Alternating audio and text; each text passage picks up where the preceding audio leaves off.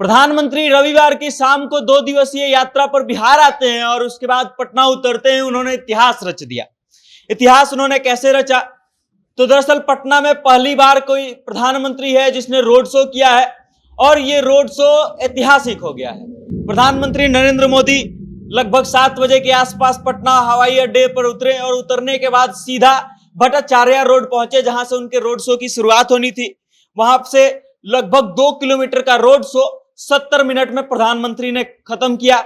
और आप समझिए कि भट्टाचार्य रोड के चौराहे से प्रधानमंत्री का रोड शो शुरू होता है। कदम कुआ, साहित्य सम्मेलन, ठाकुरबाड़ी रोड, बाकरगंज होते हुए गांधी मैदान के उद्योग भवन तक जाता है और उसके बाद प्रधानमंत्री वहां से लोगों का अभिवादन स्वीकार करने के बाद राजभवन की ओर रवाना हो जाते हैं। आप समझिए कि 2 किलोमीटर लंबे इस रोड शो को प्रधानमंत्री ने 70 मिनट में खत्म कर दिया।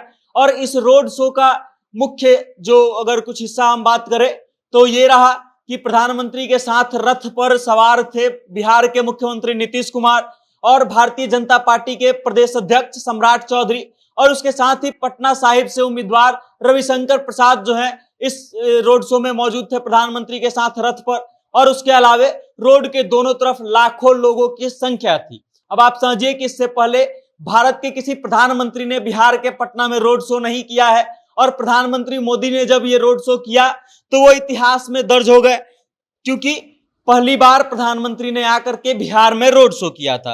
अब आप समझिए कि प्रधानमंत्री यहाँ पे वोट बैंक को साधने के लिए आए थे। कहा यह जा रहा है कि रविशंकर प्रसाद को जिताने के साथ साथ ये भी तय करने आए थे कि आज जिन जगहों पर मतदान होना है उस पर भी इसका कुछ प्रभाव पड़े। अब प्रधानमंत्री मोदी का ये रोड शो होने के बाद प्रधानमंत्री राजभवन की ओर रवाना हो गए, जहां पे वो रात्रि में विश्राम किए। और सुबह की अगर हम बात करें तो सुबह उठने के बाद योगासन करने के बाद राजभवन में नाश्ता वो ग्रहण करेंगे और उसके बाद वो पटना साहिब के गुरुद्वारे में जाएंगे, वहां पर लंगर चखेंगे और उसके बाद अपने कार्यक्रम के लिए निकल जाएंगे। हम आपको बता दें कि बिहार में प्रधानमंत्री नरेंद्र मोदी का और भी कार्यक्रम होना है, जनसभाओं को संबोधित करेंगे। इसमें चिराग पासवान का सीट हाजीपुर लोकसभा सीट को भी वो संबोधित करेंगे। उसके बाद फिर वो मुजफ्फरपुर जाएंगे और फिर वहां से सारण की ओर रवाना होंगे। लेकिन प्रधानमंत्री का ये जो रोड शो था कई मायनों में खास था।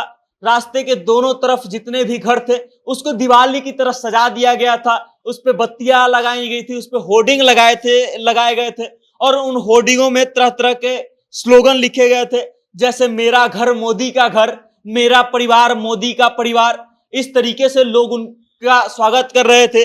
उसके अलावे स्वागत की अगर हम बात करें तो प्रधानमंत्री के स्वागत के लिए झांकियों का आयोजन किया गया था।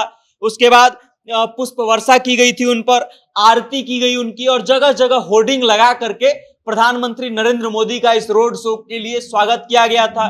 भारतीय जनता पार्टी के लाखों कार्यकर्ता जो है इस रोड शो में शामिल थे और उसके अलावे पटना के बहुत सारे लोग थे जो इस कार्यक्रम को देखने के लिए, प्रधानमंत्री की एक झलक पाने के लिए लाखों की संख्या में इकट्ठा हुए थे और उस कारण से ये रोड शो बेहद खास रहा। अब आप समझ लीजिए कि ये ऐतिहासिक हो गया है। मतलब सिर्फ प्रधानमंत्री नरेंद्र मोदी एकमात्र ऐसे प्रधानमंत्री हैं जो पटना में रोड शो किए हैं और बिहार में पहली बार रोड शो करने वाले प्रधानमंत्री बन गए हैं। और इस कारण से इस रोड शो को ऐतिहासिक बताया जा रहा है। 7:20 में भट्टाचार्य रोड से शाम को ये कार्यक्रम स्टार्ट हुआ था, रोड शो स्टार्ट हुआ था और 8:30 पर उद्योग भवन पे जाकर के खत्म हो गया। इस पूरे रोड शो के दौरान सुरक्षा का इंतजाम पुख्ता रहा। बिल्डिंगों के छतों पर जो है सुरक्षा के लिए गार्ड तैनात किए गए थे और वो लोग सब पर नजर रख रहे थे। उसके अलावा जो भी लोग शिरकत हुए थे इस रोड शो में उनके हाथों में कोई सामान ना हो, इस बात का विशेष ध्यान रखा गया था। यहां तक कि फूल भी रखने की इजाजत नहीं दी गई थी सुरक्षा के कारणों से। अब आप समझ लीजिए कि प्रधानमंत्री का ये रोड शो इसलिए बेहद खास रहा है। बाकी इस रोड शो को लेकर के आप क्या सोचते हैं, आपकी क्या राय है, कमेंट के माध्यम से अपना प्रतिक्रिया हम तक जरूर भेजिएगा और देखते रहिएगा जनता जंक्शन। मेरा नाम वेद प्रकाश है, कैमरे के पीछे है अंबर मणि। बहुत बहुत धन्यवाद।